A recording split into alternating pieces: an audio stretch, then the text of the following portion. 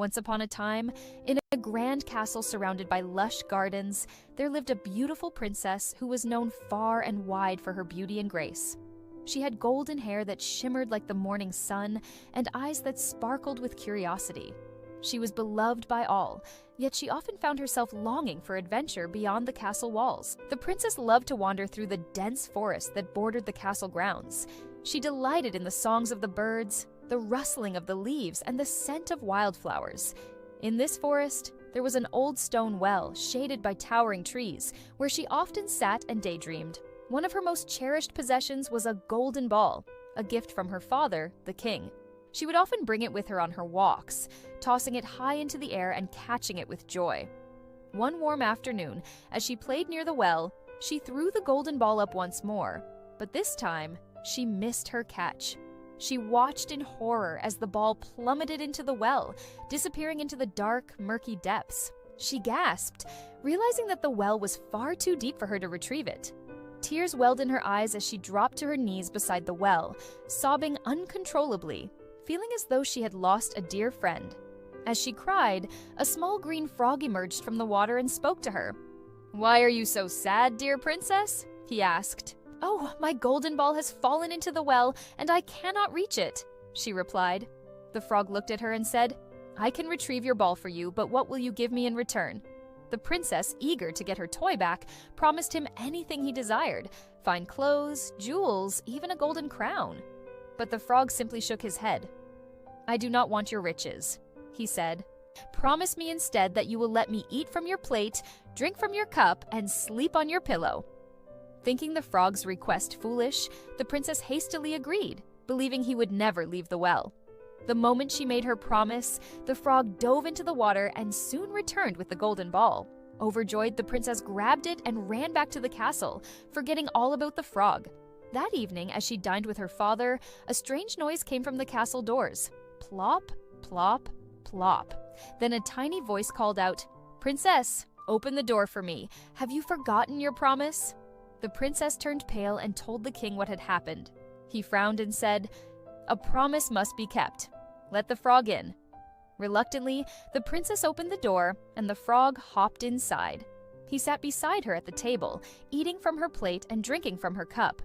As he tasted the food, his eyes widened with delight. "Oh, what a delicious feast! Never have I eaten such fine food!" he croaked happily. The princess wrinkled her nose but said nothing. She hoped that once the meal was over, the frog would leave. But instead, he looked up at her and said, "It is time for bed now, dear princess. You must take me with you." The princess recoiled in disgust. "No, you have had your meal. Now go back to the well where you belong." But the king sternly reminded her, "You are a princess, and a promise must always be honored." Tears of frustration filled her eyes, but she obeyed.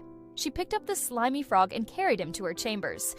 When she reached her room, she placed him as far from herself as possible. "Lift me onto your bed," he demanded. She hesitated, but again, her father's words rang in her ears. With great reluctance, she reached out and grabbed the frog between two fingers, her face twisted in discomfort. As she carried him, her grip faltered, and he slipped from her grasp, falling to the floor with a soft thud. For a moment, he lay there, completely still. The princess gasped, her heart pounding in fear. "Oh no, have I killed him?" she whispered. Panicked, she knelt beside him, gently nudging his limp body. "Please, wake up! I didn't mean to," she cried. But the frog remained motionless. Guilt washed over her, and without thinking, she leaned down and pressed a soft kiss to his cold, lifeless skin. In an instant, a golden light filled the room. The frog trembled, then his form began to change. Before the princess's astonished eyes, he stretched, grew, and transformed into a handsome young prince. The princess gasped, stepping back in shock. The prince smiled kindly. "Do not fear, dear princess. I was once a man like any other, but my greed led me astray. I hunted the creatures of the forest without care, taking more than I needed. One day a fairy appeared before me and declared that until I learned kindness and humility, I would live as one of the creatures I had so carelessly harmed." His gaze softened as he looked at the princess. "Your kindness, though reluctant, has broken the spell. You have given me a second chance." The princess, still overwhelmed, slowly smiled. She realized that true kindness came from action, not just words. In time, she and the prince grew fond of each other, and their story became one of love, redemption, and the importance of keeping one's promises. And so, they lived happily ever after, never forgetting the lessons they had learned. Welcome to the Bedtime Stories channel. I am Emma, and today we will bring you the animated version of The Three Little Pigs. If you enjoy these stories, don't forget to hit the like button and subscribe for more magical tales. Are you ready to dive into the magic?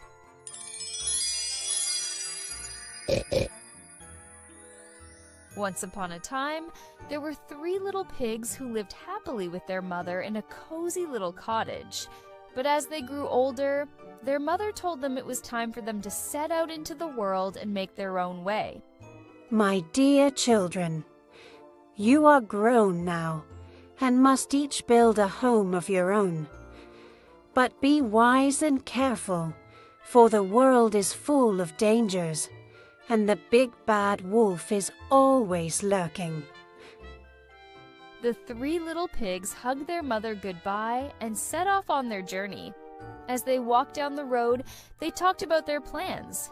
The first little pig, who loved to play more than he liked to work, said, "I will build a house quickly so I can spend my days having fun. I think straw will be the easiest to use." The second little pig, who was a bit more hardworking but still wanted to finish quickly, said, "I will build mine out of sticks.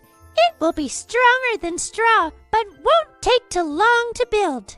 The third little pig, the wisest of them all, thought carefully. "I want my house to be strong enough to keep me safe. It will take more time and effort, but I will build it from bricks." And so, the three little pigs parted ways, each determined to build their home in their own way. The first little pig, eager to finish quickly and enjoy his time playing, gathered bundles of straw and hastily built his house. It was a simple structure, light and easy to construct, and in no time, he was done. Pleased with his work, he settled down to rest, feeling quite content, until he heard the heavy footsteps of the big bad wolf approaching. Little pig, let me come in," The wolf called. "Not by the hair on my chinny chin-chin," replied the little pig. "Then I'll huff and I'll puff, and I'll blow your house in," growled the wolf. The wolf took a deep breath and blew with all his might. The straw house collapsed instantly, and the little pig ran as fast as he could to his brother's house. The second little pig, eager to finish his home quickly, gathered a pile of sticks and built a small house. It was sturdier than the straw house, but still not very strong. Just as he was admiring his work, his brother came running, out of breath and frightened. Before they could even catch their breath, the big bad wolf appeared once more. "Now, little pigs, let me come in," The wolf demanded. "Not by the hair on our chinny chin-chins," The two pigs shouted. "Then I'll huff and I'll puff and I'll blow your house in," The wolf roared. He huffed and puffed, and the stick house came crashing down. The two little pigs squealed in fright and ran as fast as their legs could carry them to their older brother's house. Their little hearts pounded as they dashed through the woods, hearing the wolf's heavy footsteps behind them.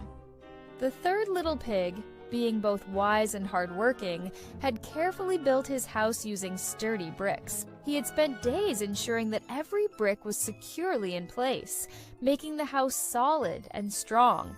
When his frightened brothers arrived, he quickly let them inside, bolting the door behind them to keep them safe from the big bad wolf.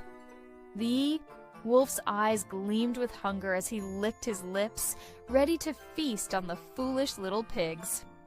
Soon, the big bad wolf arrived and knocked on the door. Little pigs, let me come in," he called. "Not by the hair on our chinny chin-chins," the 3 pigs replied together. Yeah, then I'll huff and I'll puff and I'll blow your house in. The wolf bellowed.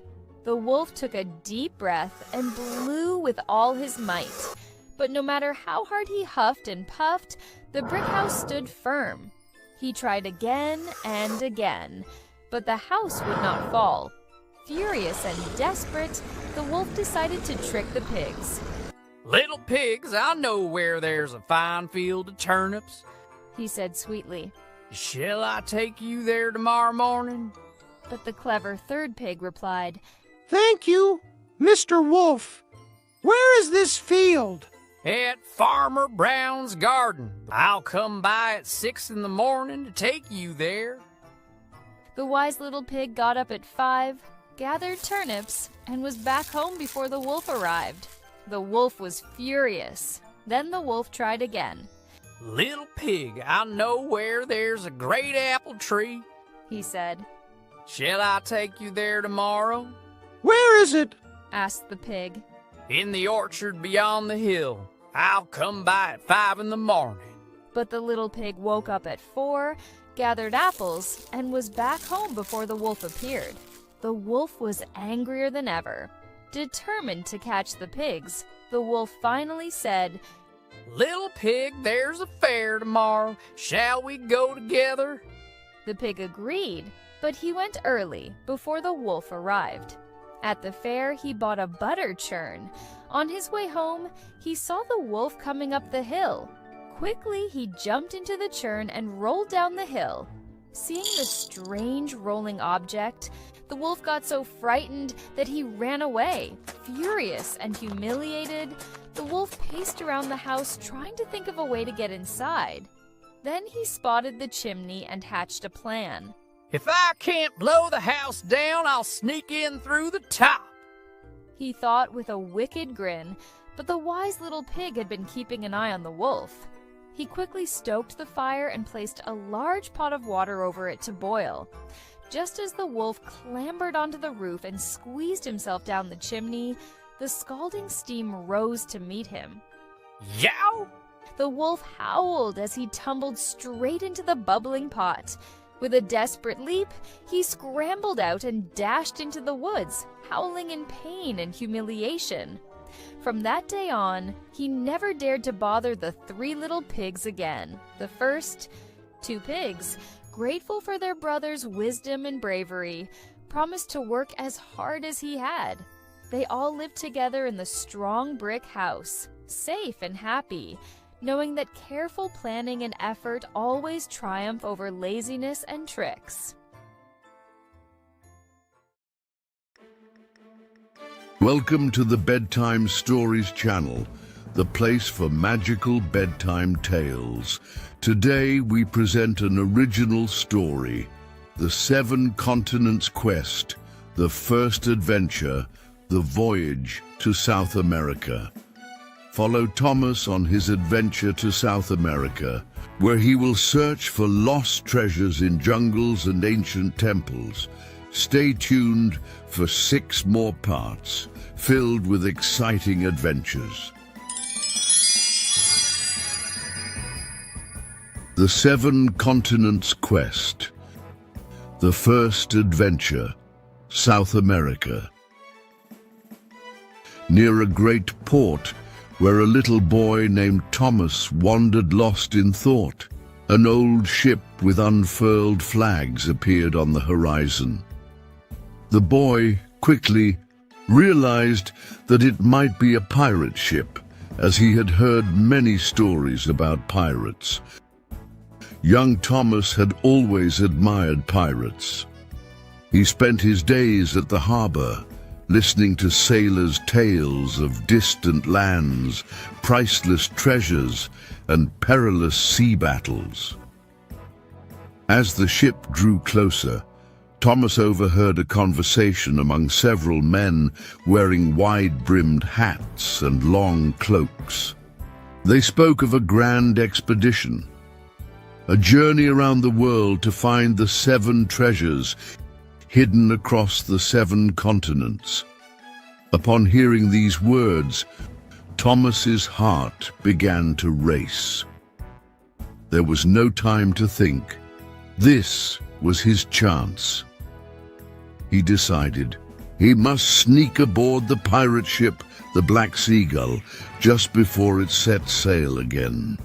He knew he had to do it, for that was what brave men did.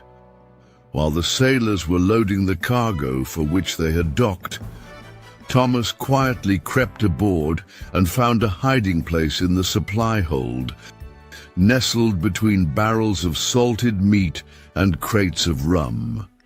However, he soon realized he had a problem. The hold was guarded by old pirate Grog, who spent most nights sleeping there. At that moment, Thomas understood that a difficult and dangerous journey lay ahead. For the first few days, Thomas feared that his companion Grog, who shared his cabin, would discover him. To survive, Thomas had to steal food from the crew's supplies. Grog was a rough and careless man, always with a bottle of rum in hand. One night, as Thomas was sneaking towards a sack of bread, he accidentally knocked over a cup. Grog woke up, squinted at him, and blinked. Instead of raising an alarm, he simply rubbed his eyes and muttered, "Damn curse! Treasures haunt me even in my dreams. A little ghost with a pirate scarf. Oh, I really need to drink less." Thomas quickly hid, while Grog grunted and went back to sleep. Over the following days, Thomas discovered that Grog actually knew a great deal about the treasures. In moments of intoxication, the old pirate would talk to himself, recounting stories of golden idols in jungles, lost diamonds in deserts, and pearls hidden in icy caves. Every night, Thomas crept closer and questioned him, pretending to be just a figment of his imagination. Eventually, he learned that the first treasure was located in an ancient temple deep within the jungles of South America. The journey there took weeks. Thomas hid in the shadows whenever the pirates entered the hold for food and carefully took only small portions of supplies: a crust of bread, a few dried fruits, and occasionally a bit of meat. He spent his nights curled up in the corner of the hold, making sure to remain unnoticed. Finally, the ship anchored off the shores of South America. The pirates eagerly disembarked, armed and impatient to find the treasure. The jungle was dense and dangerous, filled with the sounds of unknown creatures. Their path led them to the ruins of an ancient temple, overgrown with vines and moss. Grog had told Thomas that at the heart of this temple lay a golden idol, guarded by traps and riddles. While the pirates discussed how to enter, Thomas sneaked inside. Moving stealthily beyond their watchful eyes, the little stowaway noticed that the corridors were riddled with traps. Arrows shot from the walls, floor tiles shifted, but he was quick and careful. He treaded lightly through the dark. Dusty temple passages. The air was heavy, thick with the scent of dampness and old wood. Every step he took echoed in his ears, like the pounding of his own heart. The temple walls bore ancient carvings that seemed to serve as warnings, but he paid them no mind. There was no time for hesitation. At any moment something could give him away. Navigating through narrow passageways, Thomas reached the temple's main chamber. His eyes widened in amazement at the sight before him.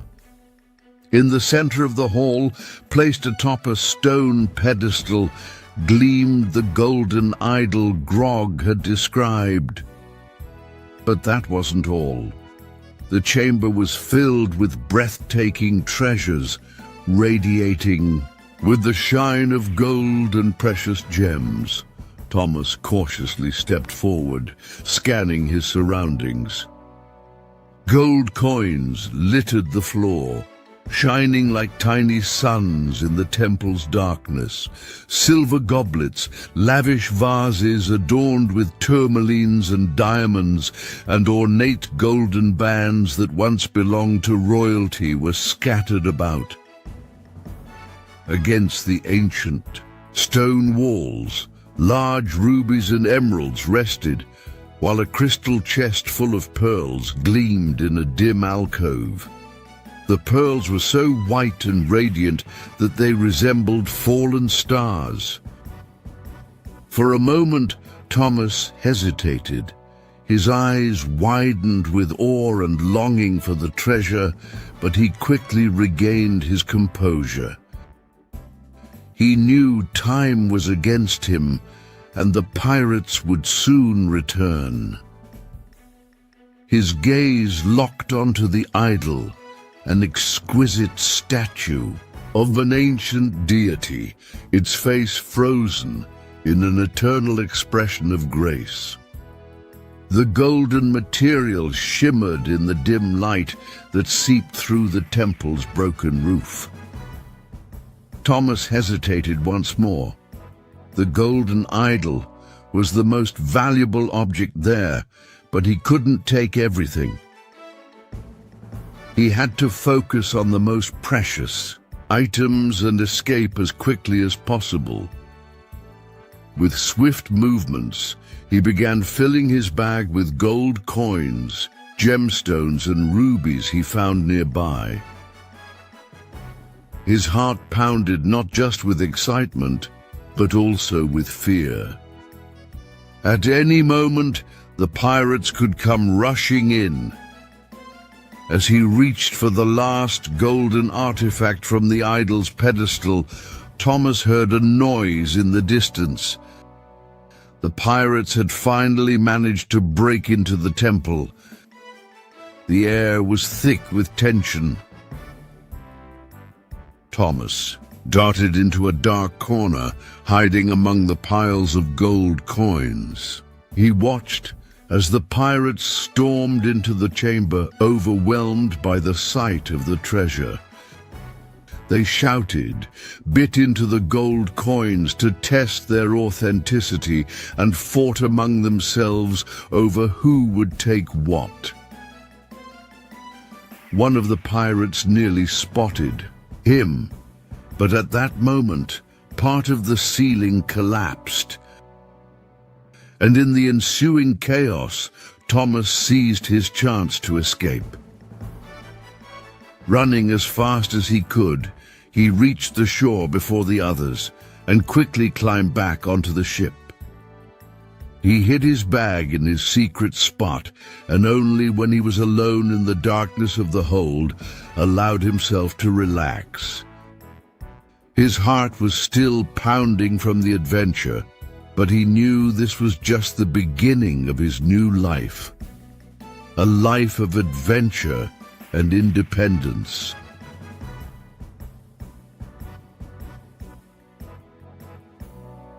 Thank you for watching the story of Little Thomas. I hope you like it. The adventure is just beginning. Don't forget to subscribe so you won't miss the next one. Once upon a time, in a grand